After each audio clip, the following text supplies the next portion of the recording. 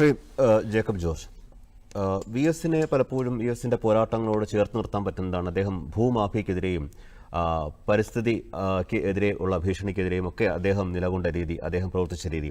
ഇപ്പോൾ കുറച്ചു മുമ്പ് നമ്മൾ സംസാരിച്ച പോലെ മതികെട്ടാൻ മല വിഷയം അല്ലെങ്കിൽ പൂയംകുട്ടി, ഈ സമയത്തൊക്കെ ഞാൻ മനസ്സിലാക്കുന്നത് അന്ന് അദ്ദേഹത്തിന് 84 വയസ്സോളമുണ്ട്. ഈ മതികെട്ടാൻ മല അതിൻ്റെ മുകളിൽ നടന്നു കയറുമ്പോൾ പല മാധ്യമ പ്രവർത്തകർക്കും അദ്ദേഹത്തിനോട് ഒപ്പം പിടിക്കാൻ പറ്റുന്നില്ല, ചെറിയ പ്രായത്തിലുള്ളവർക്ക് പോലും.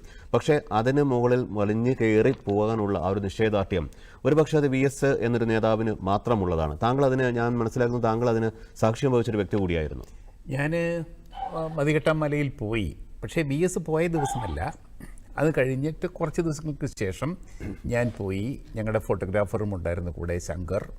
ഞങ്ങൾ ഒന്നിച്ച് അവിടെ ചെന്നിട്ട് ഒരു ജീപ്പ്, അവിടുത്തെ ഡ്രൈവർമാർക്ക് അത് ഓടിക്കാൻ പറ്റുകയുള്ളൂ ആ പ്രദേശത്തൂടെ.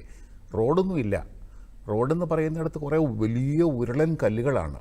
അപ്പോൾ ഒരു ഉരുളൻ കല്ലിൽ നിന്ന് ജീപ്പ് അടുത്ത കല്ലിലേക്ക് എടുത്ത് ചാടുകയാണ്.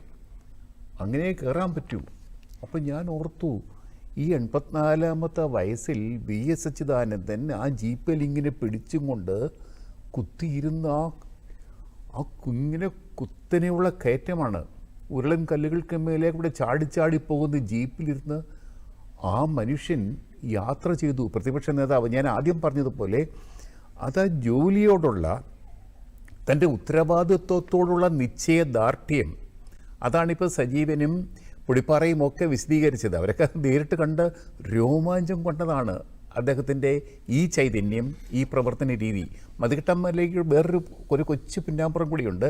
പി ജെ ജോസഫിൻ്റെ പ്രധാനപ്പെട്ട നേതാവായിരുന്നു പി സി ജോർജ്.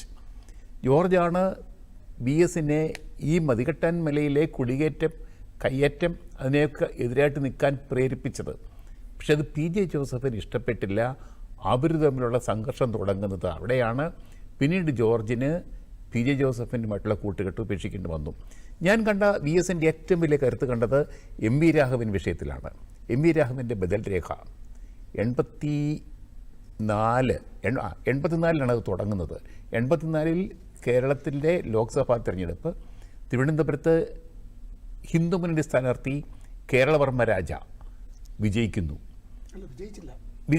മൂന്നാം സ്ഥാനത്തെത്തുന്നു. പക്ഷേ വിജയത്തിന് തുല്യമായ ഒരു മൂന്നാം സ്ഥാനം. വിജയത്തിന് തുല്യമെന്ന് വെച്ചാൽ ഒരു വലിയ നേട്ടമാണ്, ഹിന്ദു മുന്നണിയുടെ ഒരു നേട്ടമാണത്. അവിടെ വിജയിച്ചത് കരുണാകരൻ്റെ സ്ഥാനാർത്ഥി നമ്മുടെ ചാൾസ്. അവിടെ ജയിക്കുമ്പോൾ മൂന്നാം സ്ഥാനത്തേ കിട്ടിയുള്ളൂ. പക്ഷേ ഇന്നത്തെ BJP ആയ അന്നത്തെ ഹിന്ദു മുന്നണിക്ക് 19.07% വോട്ട് കിട്ടി. ഓർക്കണേ, ഇന്നും BJP കേരളത്തിൽ 19% നിൽക്കുകയാണ്. അന്ന് 1984-ൽ ഹിന്ദു മുന്നണി സ്ഥാനാർത്ഥി കേരളവർമ്മ രാജ തിരുവനന്തപുരം ലോക്സഭാ മണ്ഡലത്തിൽ 19.07% വോട്ട് നേടിയപ്പോൾ മൂന്നാം സ്ഥാനത്ത് എത്തിയതേ ഉള്ളൂ. പക്ഷേ EMS പറഞ്ഞു, ഇതാ ഹിന്ദു വർഗീയത തിരുവനന്തപുരത്ത് എത്തിയിരിക്കുന്നു, നമ്മളിങ്ങനെ നിന്നാൽ പോരാ. ഇവിടെ ന്യൂനപക്ഷ വർഗീയതയാണ് ഭൂരിപക്ഷ വർഗീയതയുടെ ഈ വളർച്ചയ്ക്ക് കാരണം. അതുകൊണ്ട് ന്യൂനപക്ഷ പാർട്ടിയായ മുസ്ലിം ലീഗ്, കേരള കോൺഗ്രസ് എന്നിവയുമായിട്ടുള്ള യാതൊരു ബന്ധവും പാടില്ല. അന്ന് അഖിലേന്ത്യാ ലീഗ് അന്ന് ഇടതുപക്ഷത്തായിരുന്നു. അവരൊക്കെ പുറത്തു പോകുന്നു. കേരള കോൺഗ്രസുമായിട്ടൊരു ബന്ധവും പാടില്ല. പക്ഷേ MBR പറഞ്ഞു, കേരള കോൺഗ്രസിനെയും വേണ്ടി വന്നാൽ മുസ്ലിം ലീഗിനെയും കൂട്ടുപിടിച്ചിട്ട് ദേശീയ തലത്തിൽ കോൺഗ്രസിനെ പരാജയപ്പെടുത്താൻ ഇടതുപക്ഷ മുന്നണി ശക്തി നേടണം, അതിന് കേരളത്തിൽ തുടക്കമാവണമെന്നായിരുന്നു MBRൻ്റെ. അതനുസരിച്ച് ബദൽ രേഖയുണ്ടാക്കി. EMS പാർട്ടി ദേശീയ ജനറൽ സെക്രട്ടറി EMS അപ്പോൾ സമ്മതിച്ചു. ബദൽ രേഖ കൊച്ചിയിലെ പാർട്ടി സംസ്ഥാന സമ്മേളനത്തിൽ അവതരിപ്പിക്കുകയാണ്. പരാജയപ്പെട്ടു. പക്ഷേ തുടർന്നുണ്ടായ സംഭവ വികാസങ്ങളിൽ MV രാഘവൻ പുറത്താക്കപ്പെട്ടു.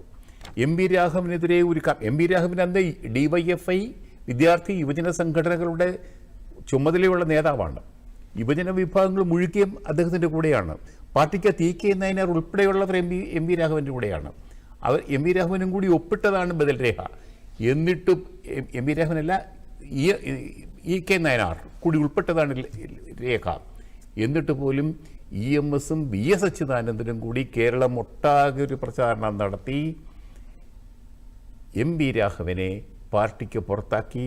അതിനൊക്കെ പാർട്ടിക്ക് ഒരു കുഴപ്പവും വരാതെ ഒരു ക്ഷതവും ഏൽക്കാതെ കാത്തു സൂക്ഷിച്ചു എന്നുള്ളതാണ് ഒന്നാമത്തെ കാര്യം. രണ്ടാമതൊരു പ്രധാനപ്പെട്ട കാര്യം കൂടി ഉണ്ട്, പറയാനുണ്ട്, ഒറ്റ മിനിറ്റ് മതി. ശരി, പറയാൻ പറ്റുമല്ലോ. ഞാൻ 92-ലെ കോഴിക്കോട് നടന്ന പാർട്ടി സമ്മേളനം 1980 മുതൽ 92 വരെ കരുത്തനായ പാർട്ടി സെക്രട്ടറിയാണ്. ഞാനപ്പോൾ ഒരു പത്രപ്രവർത്തന നിലയ്ക്ക് ഇദ്ദേഹവുമായിട്ട് നല്ല ബന്ധമാണ്. എനിക്ക് എപ്പോൾ വേണമെങ്കിലും AK ജനറലിലും VSന്റെ മുറി കയറി ചെന്ന് കാണാം, സംസാരിക്കാം, എപ്പോൾ വേണമെങ്കിലും കാണാൻ പറ്റും, രാത്രി എപ്പോൾ വേണമെങ്കിലും ഫോൺ വിളിക്കാൻ പറ്റും. അപ്പോൾ ഞാൻ കോഴിക്കോട്ട് പോയി. അദ്ദേഹം അടുത്ത സെക്രട്ടറി ആകാൻ ഇങ്ങനെ നിൽക്കുകയാണ്. 92 കോഴിക്കോട്. പക്ഷേ EMSന്റെ വേറൊരു കണക്കുണ്ടായിരുന്നു. EMSന്റെ കൂടെ കൂടിയ MM ലോറൻസ്, അവർ രണ്ടുപേരും കൂടി ആസൂത്രണം ചെയ്ത് 15 പാർട്ടിക്കാരെ, CPM പ്രവർത്തകരെ, നേതാക്കന്മാരെ സംസ്ഥാന കമ്മിറ്റിയിലേക്ക് നോമിനേറ്റ് ചെയ്തു. അവസാന ദിവസം സംസ്ഥാന കമ്മിറ്റി തിരഞ്ഞെടുപ്പ് കഴിഞ്ഞപ്പോഴത്തേക്ക് പാർട്ടിയിൽ തിരഞ്ഞെടുപ്പ് വന്നു. സംസ്ഥാന സമ്മേളനം കഴിഞ്ഞപ്പോൾ സംസ്ഥാന സമിതിയിൽ തിരഞ്ഞെടുപ്പ് വന്നു. BS അപ്രതീക്ഷിതമായി ഒരു ഞെട്ടലോടെ EK നായനാർ സ്ഥാനാർത്ഥിയാവുന്നു. ആ EK നായനാർക്ക് മുമ്പിൽ BS പരാജയപ്പെടുന്നു. അതൊക്കെ ഞാൻ നേരിട്ട് കണ്ടിട്ടുണ്ട്. ഹൃദയഭേദകമായ കാഴ്ചയായിരുന്നു. അത് വലിയ സംഭവമാണ്. പക്ഷേ അവിടെ നിന്ന് BS തിരിച്ചു വരുന്നത്, പാർട്ടി സെക്രട്ടറി സ്ഥാനത്ത് നിന്ന് പരാജയപ്പെട്ട് പിന്മാറുകയല്ല അദ്ദേഹം ചെയ്തത്. അവിടുന്ന് നേരെ അദ്ദേഹം കൽക്കട്ടയിൽ പോയി ജ്യോതി ബസുവുമായിട്ട് ബന്ധപ്പെട്ടു.